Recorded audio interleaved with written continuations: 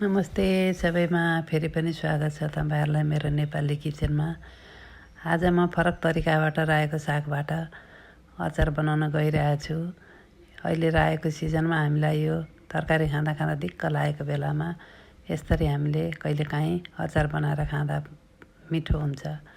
त्यसको लागि मैले थोरै साग ल्याएँ, त्यसलाई पखालेर मसिनो पारेर काटेर राखेँ।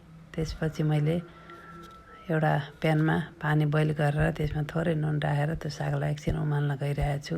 सागलाई धेरै पकाउनु हुँदैन, हामीले ठिक्क हल्का बोइल गर्नुपर्दछ। त्यसमा मैले थोरै नुन पनि राखेको छु। यति बोइल गरेपछि यो साग अचार बनाउनको लागि रेडी भयो। त्यसलाई हामीले एउटा भाँडामा छानेर राख्नु पर्दछ पानी तर्याएर। त्यसपछि मैले अचार झान्नको लागि एउटा प्यानमा तोरीको तेल राखेँ। त्यसमा मेथी फुराएँ, मेथी कालो भएपछि त्यो माथिबाट थोरै बेसार राखेँ। बेसार राखेपछि अहिले हरियो मटरको सिजन छ, 2-4वटा मैले मटरको दाना पनि त्यसमा एड गरेँ।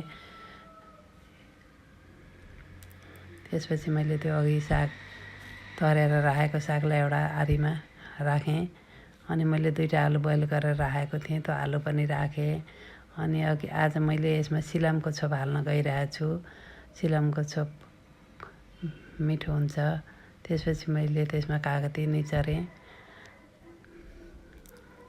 निचारेपछि अनि थोरै नुन पनि राखेँ, किनभने मैले सुरुमा नै अलिकति सागमा नुन राखेको हुनाले धेरै राख्नु हुँदैन।